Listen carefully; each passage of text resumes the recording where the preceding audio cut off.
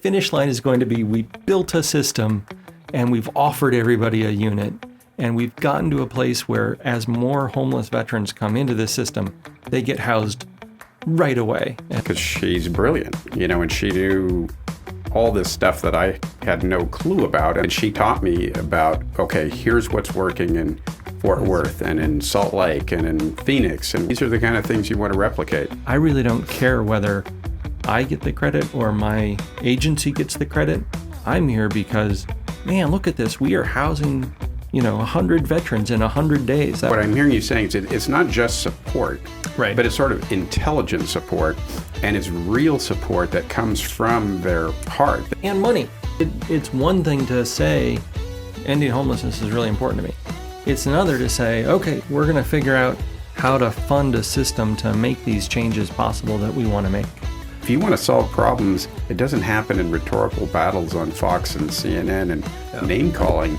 It comes from really hard work, rolling up your sleeves, digging into data, analyzing systems, and trying to figure out how to do better. I think what's interesting in this case is...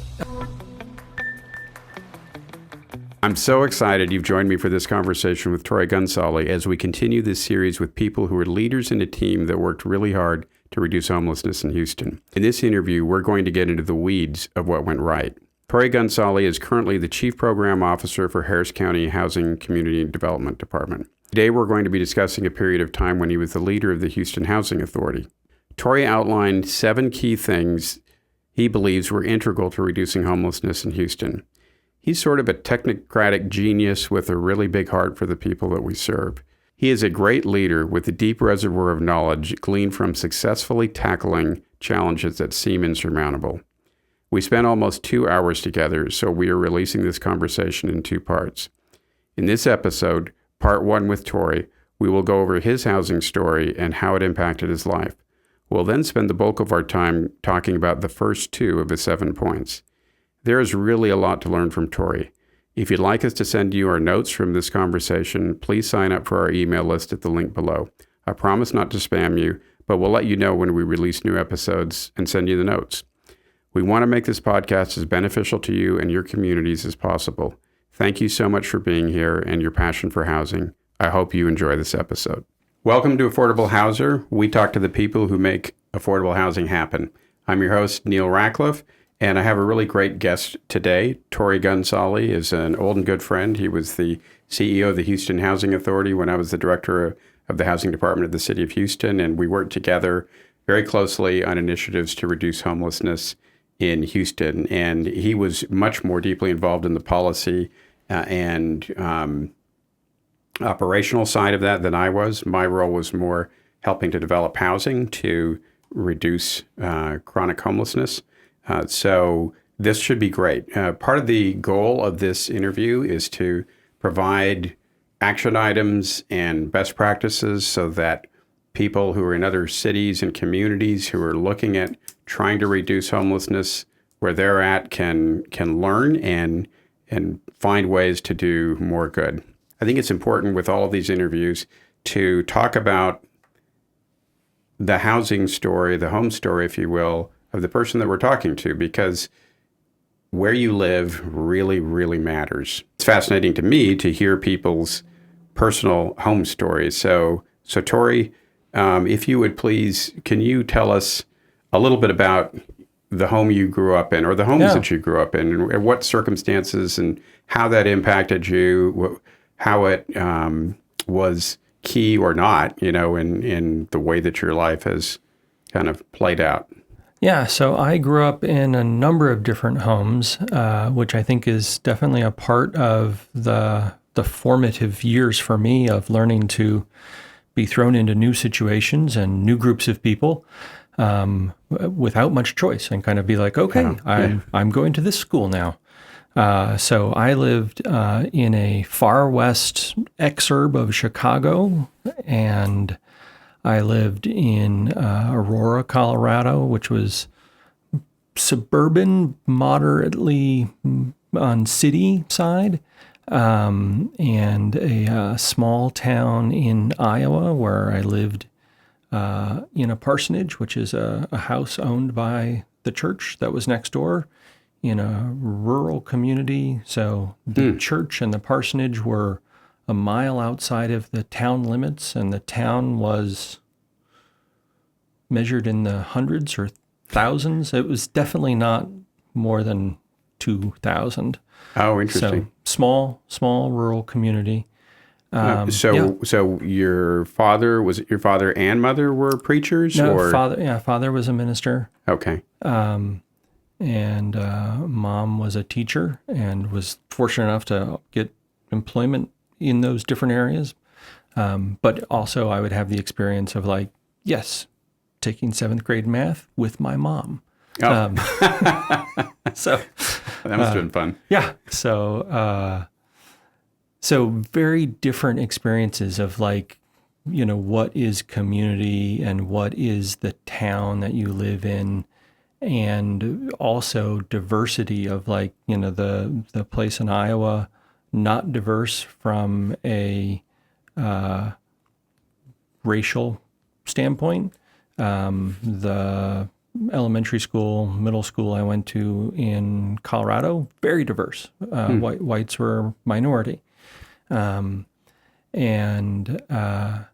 So very interesting to move to different places and have different experiences of like mega high school with,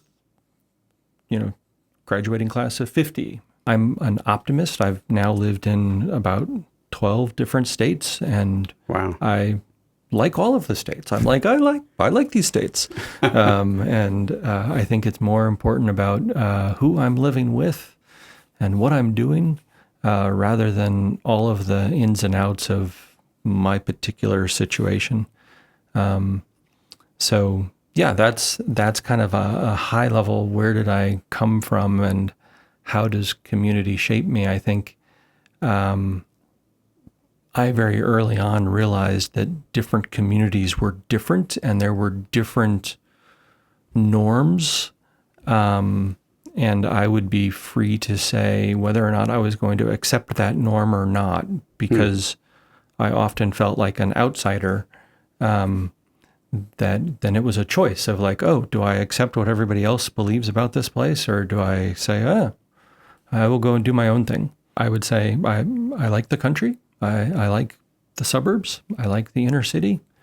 And you've been in all of them. Yeah, I've been in all of them. I do think it's fascinating with the recent announcement of Walls and kind of his highlighting of his Nebraska rural experience. And it's like, yeah, I mean, and I would even say there's a difference between growing up the pastor's kid and school education and not on a farm. Mm-hmm. It's a different experience versus the kids who grew up on a farm and had to do farm labor every day. Yeah. And now I would do farm labor on the weekends and during the summer, but I wasn't like a part of a family that it was responsible for like getting the fields done. Or milking the cows every day. No matter what. Yeah, or collecting the eggs every day. Yeah. I had more optional experiences that I would be paid for, and I would sign up for it and be like, yes, I will work in your field and you will pay me. But very different from the kids who are like, yeah, no, I've been working for 3 hours before school started. And 3 hours? Oh, yeah. I mean, they would. Wow, that's hardcore. They would get up, and it depended on the operation of. Yeah. I think that kid, their farm was a dairy farm, and so they had like hundreds of cows that all had to be milked. And so they would be up at 4 a.m. and working away. Wow. Well, and things like that can really create a strong work ethic for a kid. Oh, yeah. Or cause them to decide they never want to go near a dairy cow or a farm again, I guess, in their... Well, you see a lot of brain drain in those agricultural states where people are leaving the small towns, and because unless you're one of the kids that said, yeah, I want to run the family farm, right? If you have brothers and sisters, maybe one is going to say, yeah, I'll run the family farm, but then everybody else is like, no, I'm moving to the city or the suburbs where there are jobs. How did that home life shape the man that you are today? So I think for me, the biggest thing was I wanted to leave and lead a life of service. I, from an early age, felt like I get charged up, I get excited when I'm able to help other people. And for years, since I was 14 all the way through college and grad school, I worked in the food industry. So waiting tables, tending bar, cooking. And that was always rewarding because I would get immediate feedback of like, yes, I'm helping somebody. Right. And so that was always an indicator to me of like, okay, yeah, service. And after graduate school, it was about where do I want to serve and kind of what area do I want to serve. And I think had I been born at a slightly different time, I might have gotten caught up in some of like the Teach for America and that. But I had become interested in homelessness and hunger issues from high school debate and then internship in college and post-grad school. I was kind of like, yeah, that's what I'm interested in. And so I started at a homeless shelter helping the homeless. At what age? So this was postgraduate school, so 23, 24. And where did you go to school? What did you major in? Syracuse for my master's of public administration. So I trained to be a professional bureaucrat. And I don't think that it had any more specifics. There might have been more specifics of like city policy or something, but I think that really helped clarify for me of like, I want to make a difference in big urban issues because I really felt like the cities had gotten the short stick and had a lot more problems than they had the ability to fix. And so I remember kind of the first big, postgraduate school job. It was like one job had a great title, but the job description, like the work, sounded kind of like a secretary. But the title was something like Assistant Administrator of Region 6 for EPA.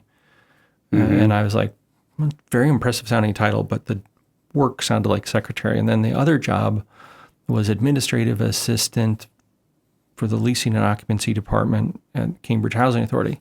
And I was like, well, that sounds like a secretary, but then the job was actually manage the leasing and occupancy process for this housing authority. And it's like I would have people report to me.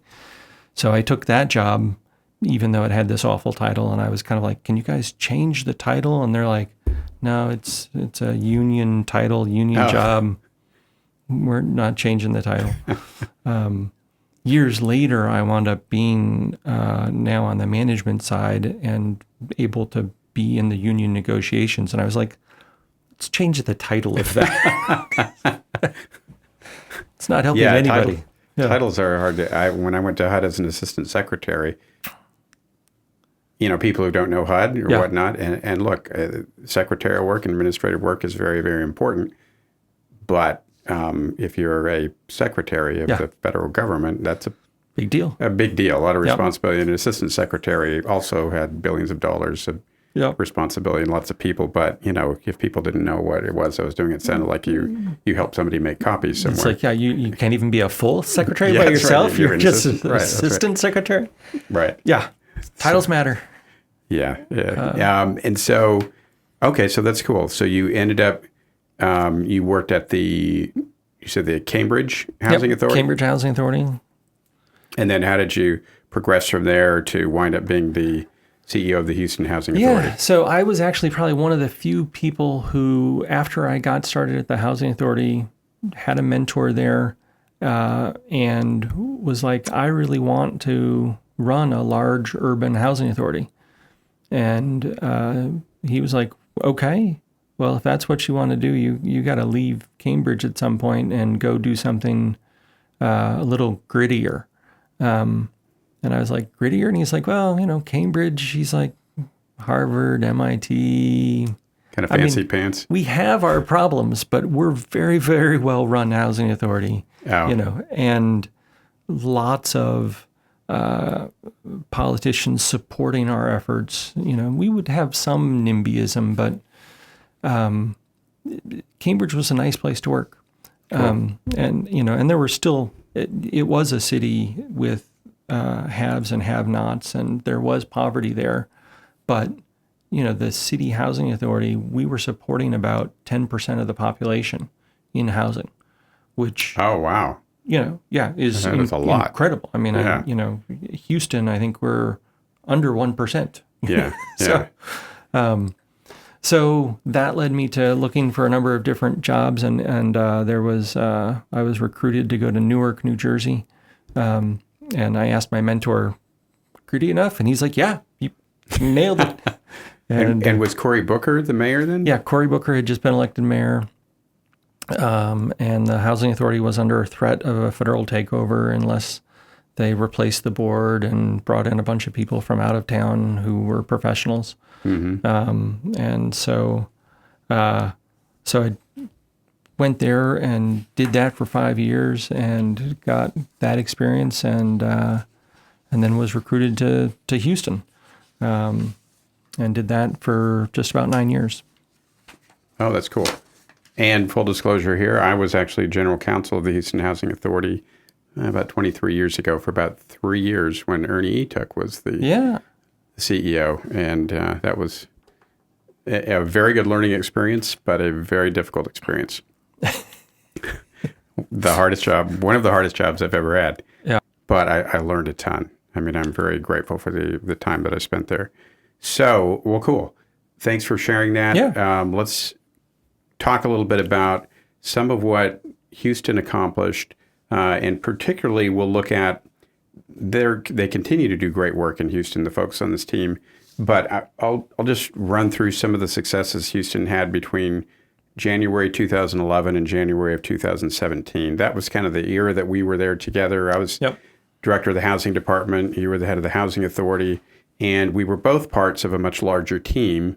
I tell people often that, look, the successes that we had during this time were certainly not attributable to me. I helped, but it was a real team effort that took the housing authority, the city, the county, the for-profit community, nonprofit, everybody kind of pulling together and working together. And so during that time, Houston became the first major city in the country to effectively eliminate veterans' homelessness.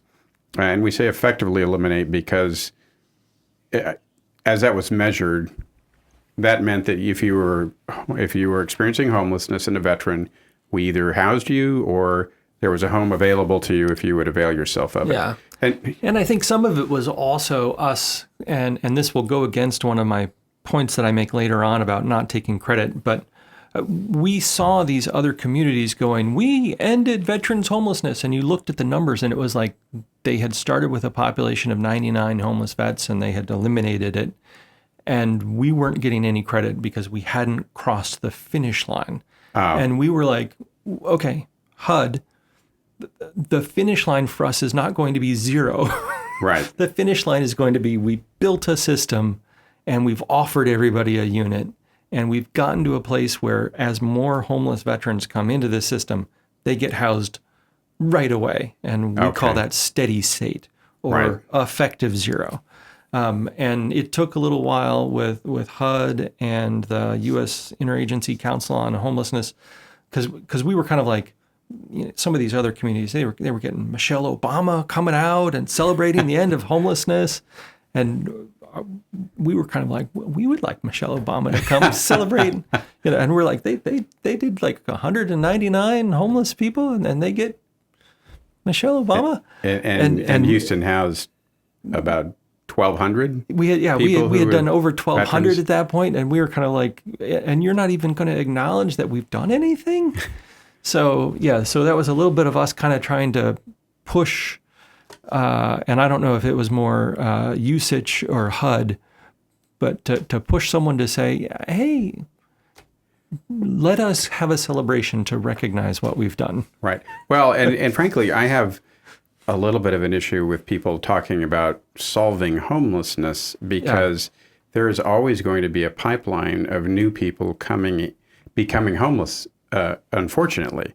And so you never entirely, even if you've housed all of the people who are experiencing homelessness in your community, you've got to have a system in place to help out the new people who unfortunately become homeless as economics change and so forth. So that makes sense. But that was a big deal. And I know it was eventually recognized by the federal government, by the president and the secretaries of HUD and the VA and Labor, was it? Yeah, I think we got 3 secretaries, but no Michelle. Alas, you can't have everything. She's pretty cool. But really great work was done. Chronic homelessness for those who are listening who aren't familiar with some of these technical HUD terms, what chronic homelessness means is it describes somebody who has been homeless for over a year or more than 4 times in the last 3 years, and who has a debilitating condition, mental or physical, and has been living in a place not meant for human habitation, right? So the distinction is that there are a lot of people, and I think across the country, the numbers are probably around 20%-ish, where people experiencing homelessness, you have the chronic homeless who are people who've been homeless for years, and the people for whom shelters don't really help them because shelters are short-term in duration and they have situations that just don't resolve, or they don't want to go into shelters, or the shelters have barriers to entry, like they'll say, oh, you can come to our shelter as long as you become sober. Yeah, or don't bring your dog. Oh, yeah, it could be something as simple as that, right? Yeah. Right. And so that's chronic homelessness. Overall homelessness in Houston between 2011 to 2017 decreased by about 60%. So those were kind of remarkable numbers. And what we want to talk about today is how we got there, right? And again, the intent here is to provide key concrete actions that other communities can implement to achieve similar results, and also to highlight some of the mistakes that you want to avoid that could derail your efforts. So let me go down. You gave me a great list of key best practices. So we'll start with each. And number one that you pointed out was you need leadership support from the top. So talk about that. Sure. So I think for Houston, one of the biggest things was Mayor Parker. And Mayor Parker was not, in the trenches and making, spreadsheets of homeless people, right? Right. But from the top, she was driving change and signaling that this was important. I remember, so I was hired in 2011, and one of my interview steps was meet with the mayor and kind of interview with the mayor. And she asked me, so I see you've got some homeless stuff on your resume. I'm thinking about doing something about it. Do you think we could actually do something? And I was like, yeah, absolutely, we could do something. And she, kind of looked at me and she's like, not just an interview question, like, really? Oh, interesting. Can we really do something about this? And I was like, yeah, we can really do something about this.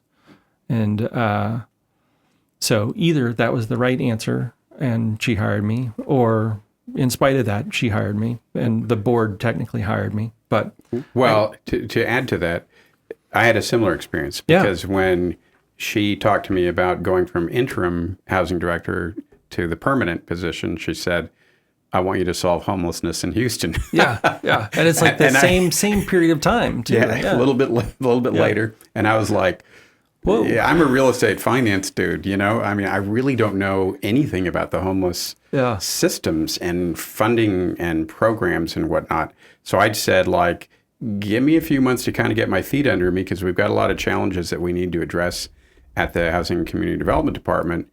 And then let me dig into it. And when I started digging into it, what I did was turn to experts like you and Mandy Chapman Simple and people who really knew this stuff and kind of said, hey, educate me and help me to understand what I can do to contribute. So so I think the leadership from the top. So it started with the mayor and with Judge Emmett.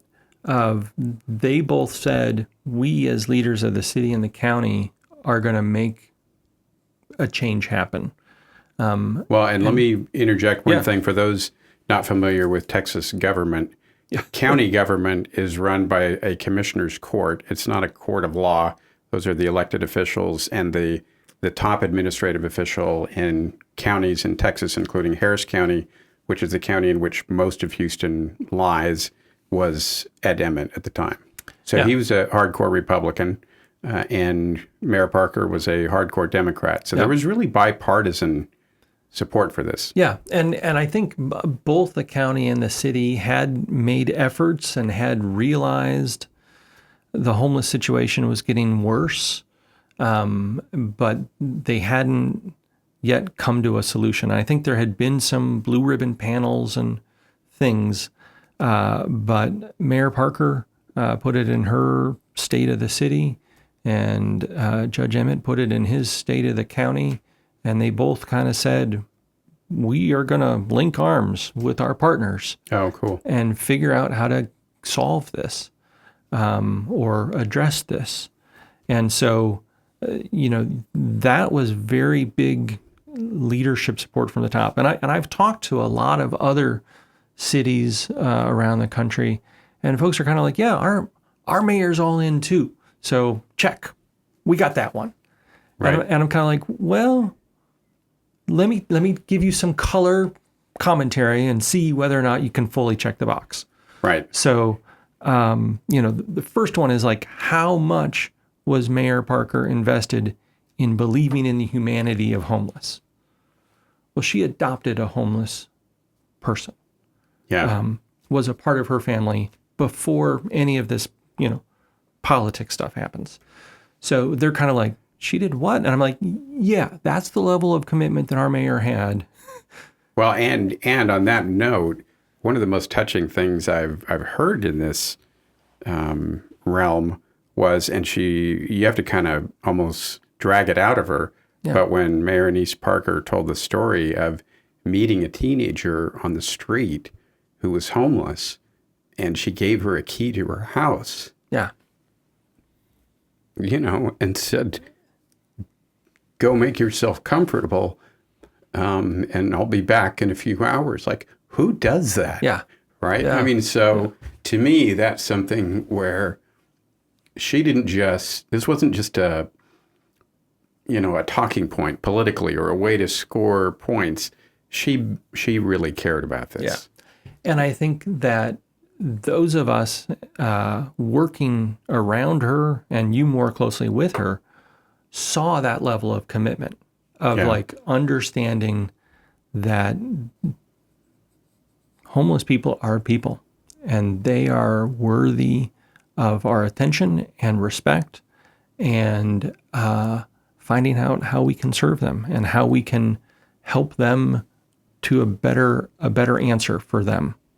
Right. And whether that's a transitional shelter, whether that's shelter from the street, or whether that's permanent supportive housing.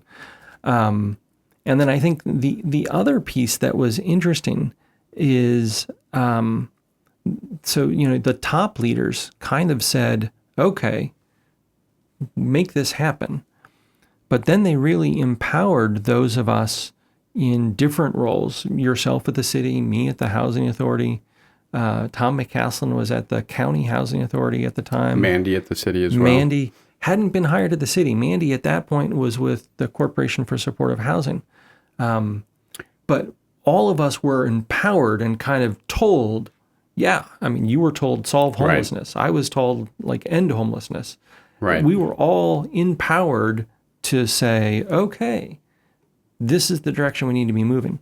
Well, and something that I observed that Mayor Parker did that was great is she's a great leader and a great manager, and she understands how to delegate and how to break down silos amongst different groups and to get people to communicate, but she let us do our job, right? She did not micromanage us. And the one thing I will say that the most important contribution that I personally feel I made to this effort was I convinced Mayor Parker to hire Mandy Chapman Semple, bring her in from the Corporation for Supportive Housing and make her the homelessness czar at the city, because she's brilliant, and she knew all this stuff that I had no clue about, and I picked that up very quickly. She took me on like a road trip where we benchmarked and we went to different cities around the country, and she taught me about, okay, here's what's working in Fort Worth and in Salt Lake and in Phoenix and whatnot, and these are the kind of things you want to replicate. Here's San Antonio, and here's things that are good about what they're doing. Here's things that are bad about what they're doing. So I think that was really important. Yeah, so leadership from the top, I think what I'm hearing you saying is it's not just support, right? But it's sort of intelligent support, and it's real support that comes from their heart that they really believe in. And money. Yeah. Because, I think it's one thing to say, hey, we're going to support homelessness, or ending homelessness is really important to me. It's another to say, okay, we're going to figure out how to fund a system to make these changes possible that we want to make. And I think that's a different part of the story, and it kind of evolved over time.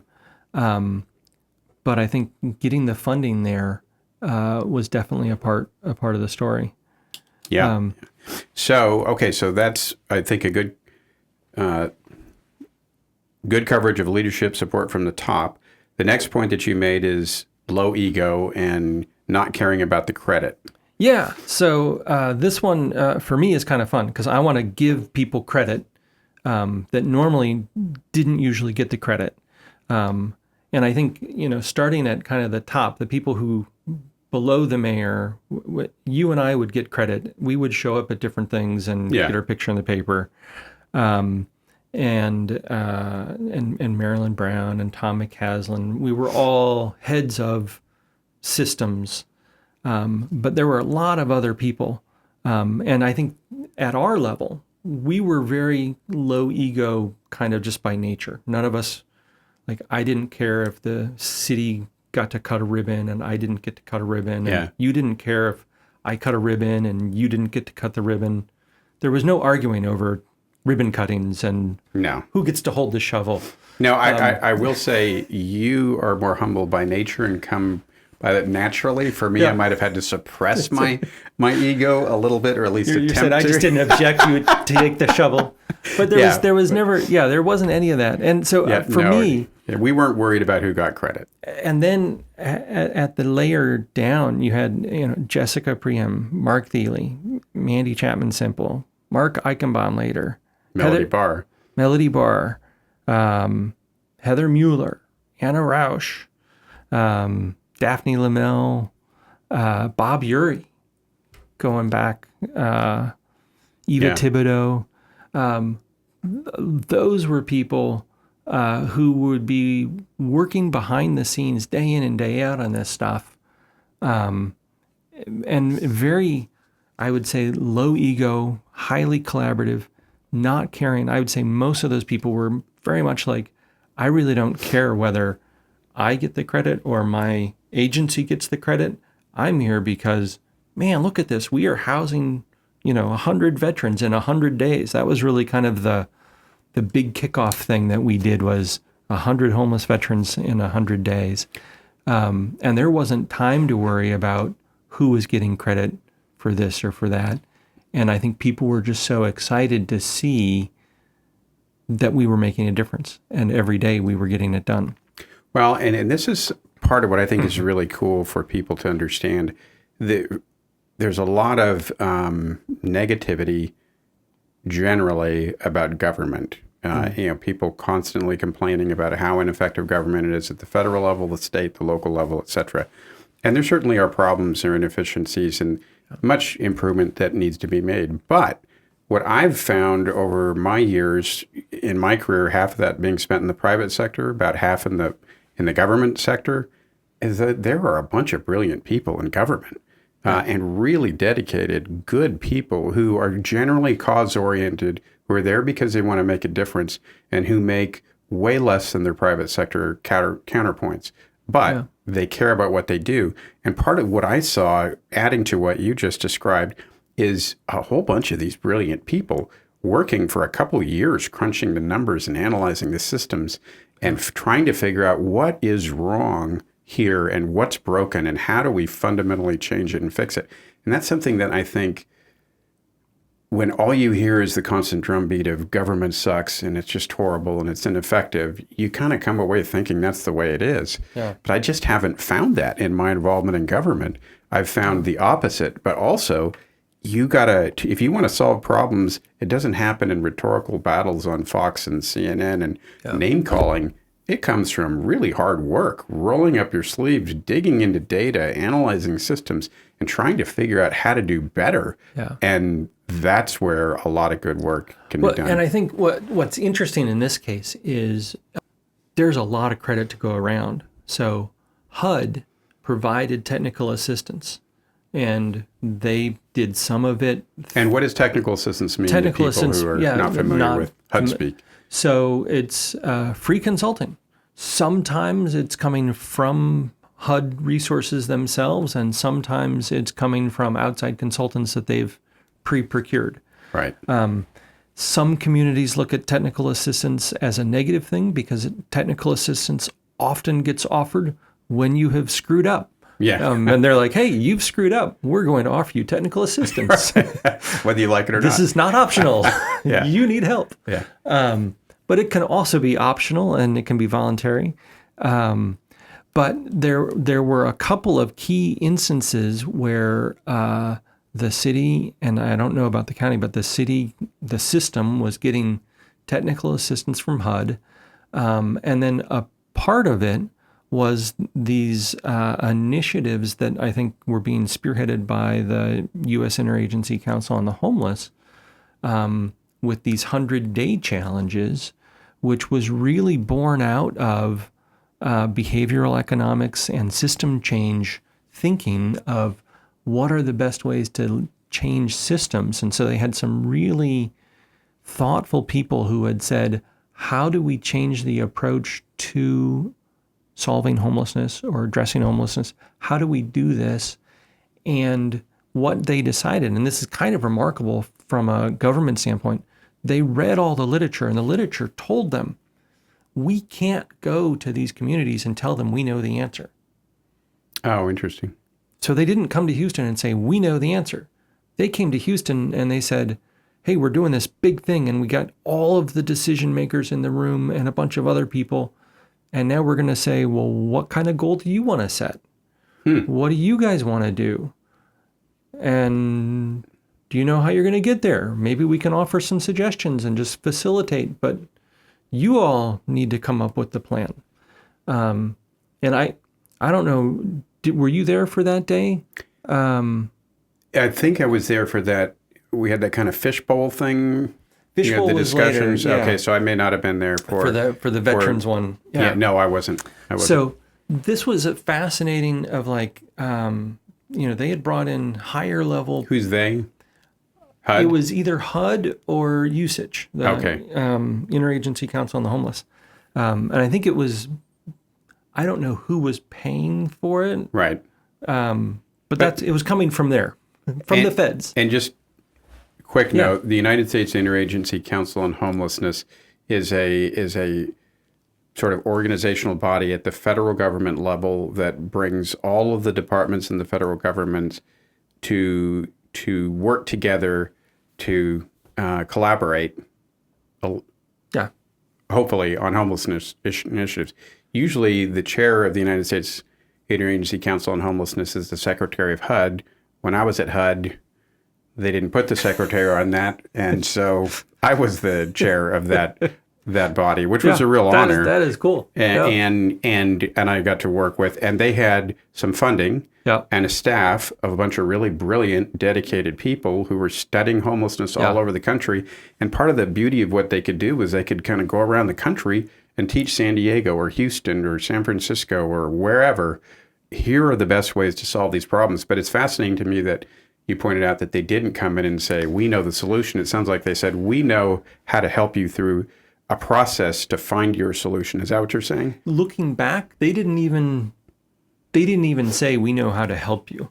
They were more like saying, okay, we are here because you've got a lot of homeless veterans and something needs to change. Oh. So what the heck are you going to do? And we'll help you? And we'll help you, but, it needs to be community driven. And so it was very interesting. So we had a table for Harris County and we had a table for Houston.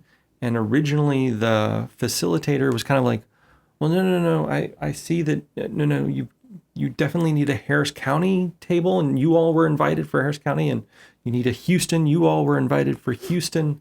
And a couple of us said, no, you don't understand. This is not going to work if Harris County and Houston are two separate tables. Right. We need to be one table. And they were kind of like, well, that's too big of a table. And I don't remember who else went with me, but I got a couple other people, and we went to the facilitators, and we were just like, look, you're doing great stuff here, but we need to be one table. Right, because you got to cooperate. Because we got to cooperate. And contextually, historically, Houston and Harris County did not cooperate well together. And so this was very early 2012. And so then they go through and they let us be one table, and and they're going through all of these. Well, what types of goals do we want to set for this 100-day push, 100-day focus on veterans homelessness? Yeah, and explain that in the course of this, please. 100 and 100 days, how that works. So, well, they wanted us to have a 100-day goal, and this goes back to the system change literature, right? Of like a short goal, something that's achievable, that you as a team can do, celebrate, and then move on to the next 100 days. And learn from. I hadn't read all the literature by this point, so I didn't know what they were doing, but I knew that they were like pushing us to come up with a 100-day goal. Right. And we all were standing in this big circle, not quite like joined hands, kumbaya, but we were in a big circle, and everybody was throwing out ideas. And a lot of the ideas were easily achievable in my mind, of like, okay, you're setting a safe goal, get why you're doing that, but I'm not interested in that. And at one point I did say, okay, folks. Because you wanted them to stretch more. Yeah. Okay. And I was like, look, I said, I'm really not even the most important person here. I'm just very busy. If all we're going to do in the next 100 days is set a goal of increasing the amount of time it takes to issue a voucher, decrease that by 50%. I said, I have other people that I will bring here to the table that can help you with that goal. Right. I'm interested in something that we can't do by ourselves. And I said, I would like to house 100 veterans that are homeless in 100 days. And it caused like a panic, because you had people there who actually like were doing the work, that were like working with homeless veterans. Oh, right. Like yourself, it's like, no, I'm not on the front line. I'm right. Policy and those sorts.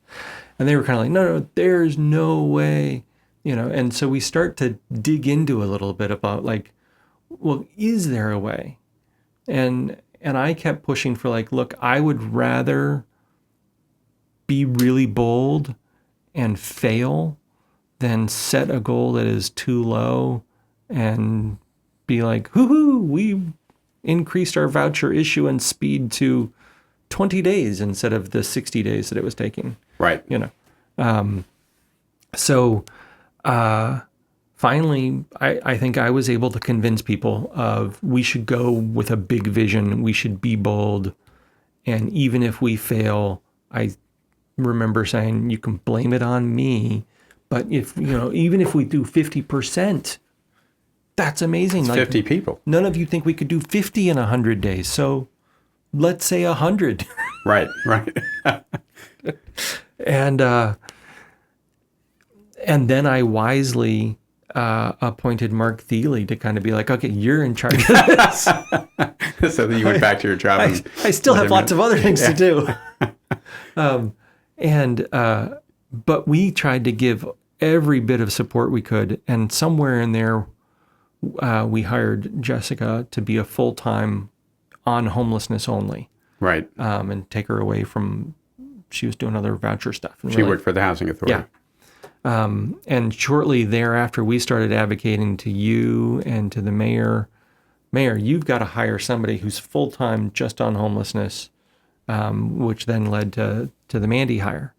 And I will say too, look, I was completely supportive of that because we had so much going on with disaster recovery efforts after Hurricane Ike and funding that we had, that we had single-family homes to reconstruct and multifamily work to do, and a lot of challenges and changes and improvements that needed to take place at the Housing and Community Development Department, where I recognized that I couldn't do this. Yeah. I didn't have the bandwidth. Yeah, no, you know, I needed somebody else, and I wanted Mandy or somebody like her, but I wanted it to be her because I'd learned that she was brilliant and compassionate, and that she had the kind of charisma, the riz necessary to pull people together, get them to persuade them to do things differently than they've been doing them for decades in many cases. And it was, so that was cool. Yeah. So she was critical to this whole process. So we set a big goal, and, you know, flash forward 100 days. I don't remember the exact numbers, but I think the exact number was like 102 or 103. And then people taken out of homeless veterans housed, okay, start to finish in 100 days. That's amazing.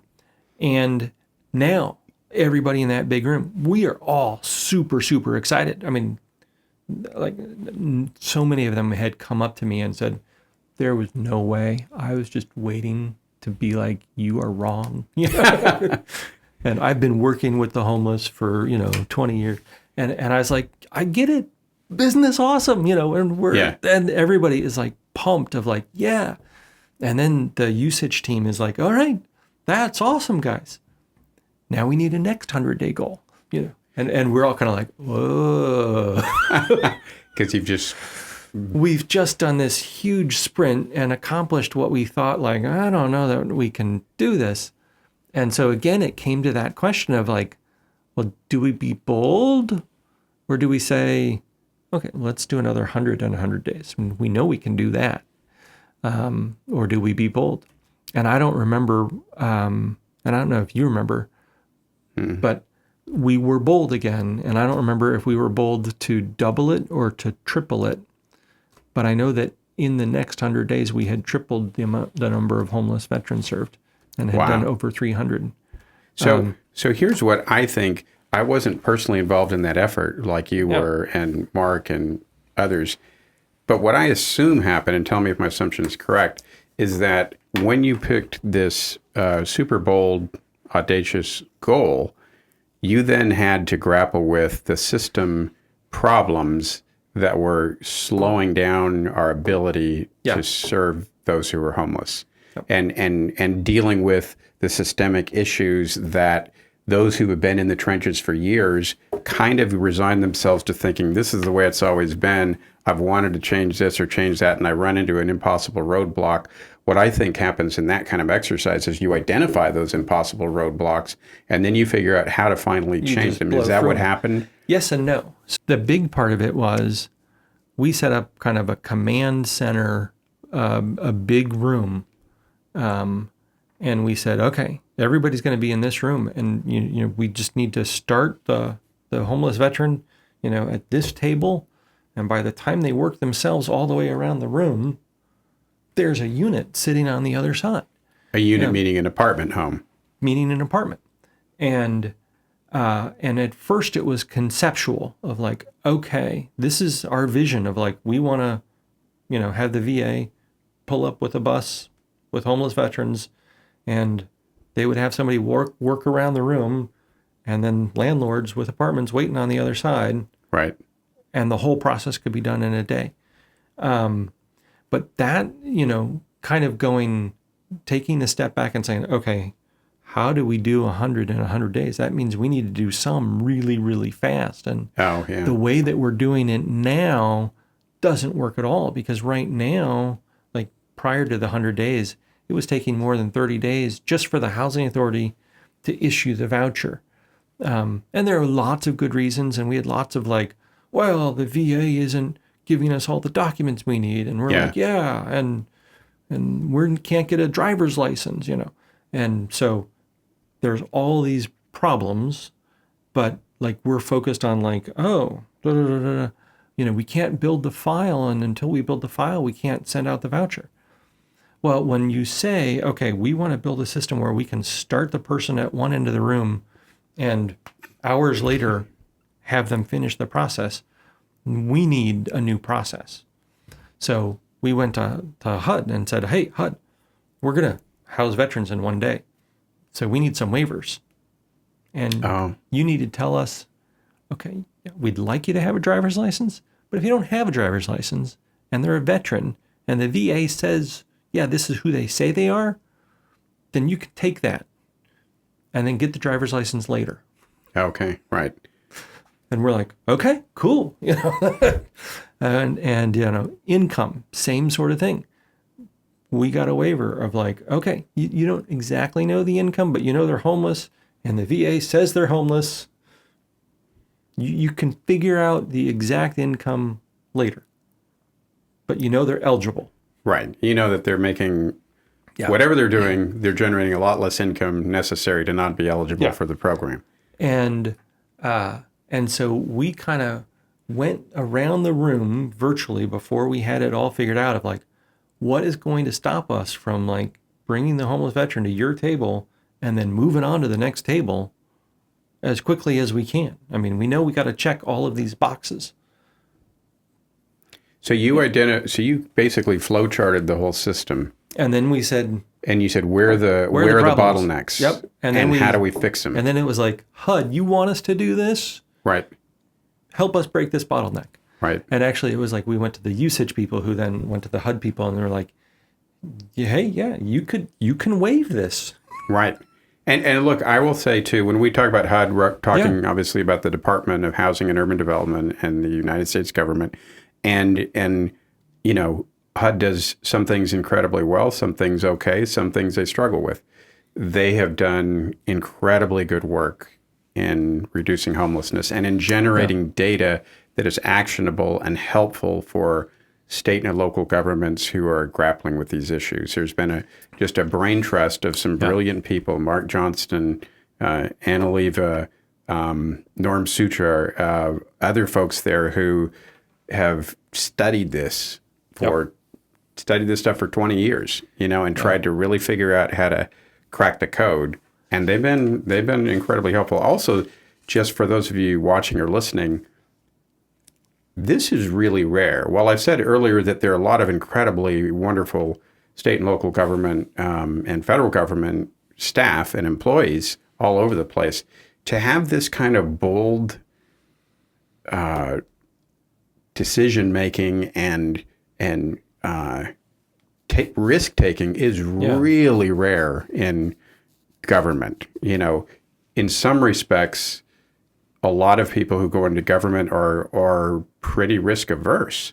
Yeah. And sometimes the staff are risk averse, not because they're personally risk averse, but because if they step out of line, the elected officials will lop their heads off, right? Or they do something a little different than what's wanted. And here's something that I believe is part of what's driving that bold risk-taking mentality that you all were participated in and I was involved in as well to a degree, right?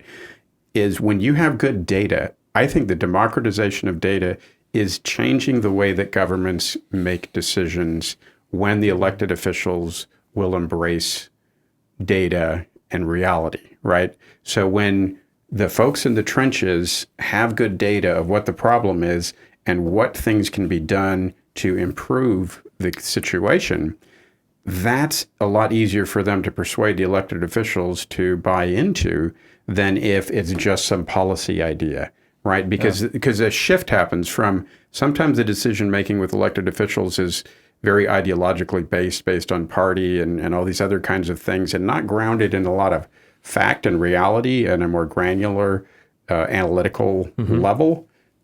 But this democratization of data is empowering local staff to be able to say with more confidence, if you go right, good things are going to happen. If you go left, we have data to show that bad things are going to happen. Which way do you want to go, elected official? Yeah. And so I think well, at a time, ironically, where people are so critical of government, I think when we let government folks focus on the data, we are on a threshold of some of the best decision making that government has ever made in the history of mankind, womankind, personkind, if we will focus on data and fact and truth and move forward accordingly. So that's my theory as to why people like your group may have ultimately felt comfortable moving forward. Some of it was just you cared enough to try. We didn't. I think at that point, we knew we had the support of the top leaders. Yes, they wanted things done. We didn't have the data yet, and I think those are other things that were critically important to the system change. The being data driven and doing system mapping. What was interesting in the kind of the history of how did Houston do all of this around homelessness, the veterans piece was kind of like an early beta test. Oh, okay. And part of what made it successful is it had its own pot of money.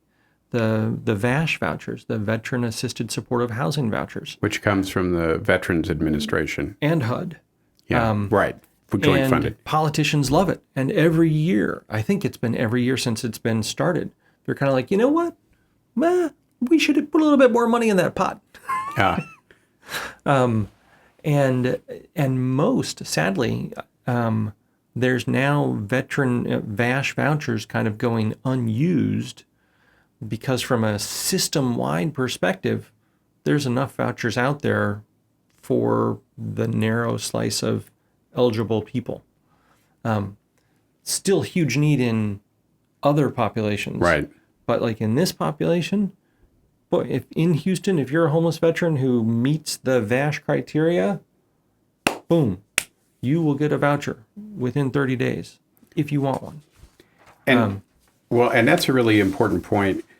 What I tell people often is people say, well, how do you solve homelessness? We know how to solve it. The code has been cracked.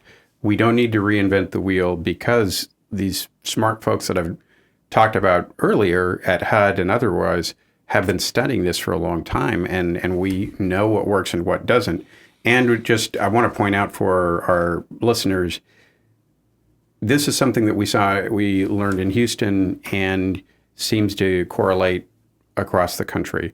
It is much less expensive to house people who are chronically homeless living on the streets than it is to leave them on the streets. Yeah. So an example of that is that in Houston, a study was done that revealed that about $103 million a year was being spent by the city and the county to keep approximately 1,500 chronically homeless people on the street. It's enormously expensive. People cycle in and out of our jails. They use the emergency room as their primary health care. It is incredibly expensive to keep chronically homeless people on the street. And when we looked at the math, we found that we were spending, where's my number?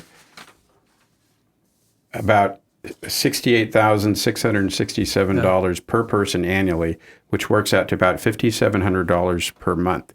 So when I would go out around the country and I was at HUD and otherwise, when I would talk to my Republican friends, I would usually focus on the fiscal responsibility. Say, look, we were spending $5,700 a month to keep people on the street in Houston. You can get a pretty nice apartment for $5,700 a month, right? So it's people often get into this quandary about, well, should we incentivize people to stay on this, to come out of homelessness by giving them housing? Or isn't everybody going to just walk up and want free housing? No, they're really not. But you can provide a modest, nice apartment with robust supportive services for way less per month than $5,700 a month. And we find that all over the country. So the question isn't how do we do this? It's a question of resource allocation. And what I'm getting to, the point that you just made, is that for veterans, the policymakers in Congress have decided we really care about veterans and we're allocating enough money to be able to help them get off the street. Yep. And not just are they allocating housing resources, they're allocating supportive services, wraparound services through the VA. So, which are social services. Social services, mental health facility, rehab, physical things. Right. So it showed the way of like, wow, yeah, if we can bring all of the wraparound services and housing dollars and deploy it to a person, we solve their homelessness for them. Right. And it is life-changing. And, in Houston, and I don't know the exact numbers, but the numbers are crazy of like, how successful are we of like, they stay in their unit and it's over 80%. I think it's over 90%. I'm going to stop there. Right. But I think it's like 96%, some crazy high number of people that once they have the permanent supportive housing, they're successful in it. And they're like, hey, I've got what I need to be able to live a productive life. Whereas on the street, they didn't have what they need in terms of the support services as well as a stable place to live. Right. So the veterans housing experiment and that 200 days changed our system level thinking. And suddenly, all of the people that were really into the weeds and working on this are super pumped and super excited, super tired. Right. Because, that was kind of the other, not dirty secret, but that was the other trick is, okay, during 100 days, can everybody work a little bit harder than they normally do? Right. And these are people who are working pretty hard to begin with. Anyways. But it's like, am I going to be more responsive to somebody who I know is 2 tables over and they're sending me an email and it's about getting this person? Yeah, I'm going to respond to that right away. Yeah. And we're working Saturdays and Sundays, and the whole system of people worked really hard that 100 days. So let me point out to listeners, these are government employees working on Saturdays, Sundays, working crazy hours after hours, for which they're not compensated any more than they normally get paid, right? Generally speaking. Yeah, it may depend on the position, it depends, but a whole lot of them aren't. Yeah. And my experience in government has been, I've seen a whole lot of people work lots of extra hours who don't get compensated for it. So this notion that, government employees roll in at, 9:30 or 10 o'clock and have a 2-hour lunch and roll out at 4:30, I just have never seen it. Yeah. And nonprofits as well. Yeah. So they were tired, but now we kind of knew, hey, we have built the experience and the credibility and the trust within the team that we can really partner, we can really collaborate, we can depend on each other. And this is when I talk about collaboration, and I've talked to other folks and they're like, oh, yeah, well, yeah, we collaborate. We always collaborate. Which is another one of your hallmarks. Leadership from the top, low ego, data-driven decisions, and now we're on to collaboration. Collaboration. And it's like, you need to understand the depth of the collaboration before you just say, oh yeah, our community's got collaboration. And it's like, when you start to spend some time, and we've had a bunch of folks come to Houston to see what we do, and you begin to experience the collaboration, I think that's when people go, okay, we're not quite there yet. So that was part 1. Isn't Tory great? I can't wait to release part 2 next week when we discuss Tory's other key success points. Just a sneak peek, we'll talk about collaboration, being data-driven, believing your team can do hard things, empowering your staff, and market conditions. Also, don't forget to sign up for our email list at the link below so we can send you our notes and let you know when we release future episodes. Thanks so much for listening.